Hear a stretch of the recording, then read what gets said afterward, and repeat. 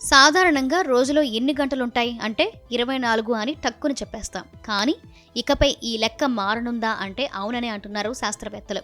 అవును, భవిష్యత్తులో ఈ లెక్క మారే అవకాశం ఉందని, రోజుకు మరో గంట అదనంగా చేరి 25 గంటలుగా చెప్పుకోవాల్సి వస్తుందని శాస్త్రవేత్తలు అంచనా వేస్తున్నారు.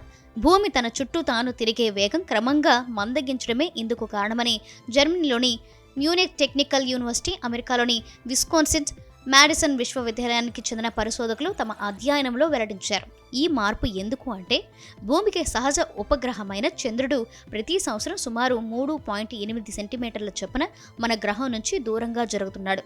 ఈ పరిణామం వల్ల భూమి, చంద్రుడికి మధ్య ఉన్న గురుత్వాకర్షణ బలాల్లో మార్పులు చోటు చేసుకుంటున్నాయి. చంద్రుడి ప్రభావంతో సముద్రాల్లో ఏర్పడే ఆటుపోట్ల తీరు కూడా మారుతుంది.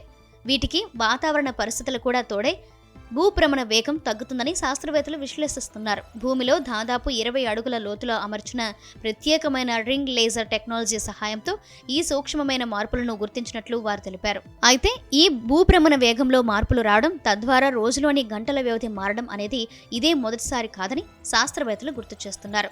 సుమారు 140 కోట్ల సంవత్సరాల క్రితం చంద్రుడు భూమికి చాలా దగ్గరగా ఉన్నప్పుడు భూభ్రమణం వేగంగా జరిగి రోజుకు కేవలం 18 గంటలు మాత్రమే ఉండేవని వారు వివరిస్తున్నారు.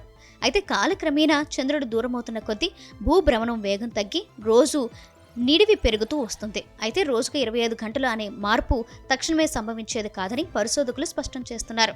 ఈ మార్పు రావడానికి సుమారు 20 కోట్ల సంవత్సరాలు పట్టవచ్చని అంచనా. ఇప్పటికే మానవ నాగరికత అంటే క్యాలెండర్లో తేదీల లెక్కింపు నుంచి మొదలుకొని జీపీఎస్లోని అటామిక్ క్లాక్ల వరకు విమానయ సమయపాలన వంటి అనేక వ్యవస్థల్లో కీలకమైన సర్దుబాట్లు చేయాల్సి ఉంటుందని వారు పేర్కొన్నారు.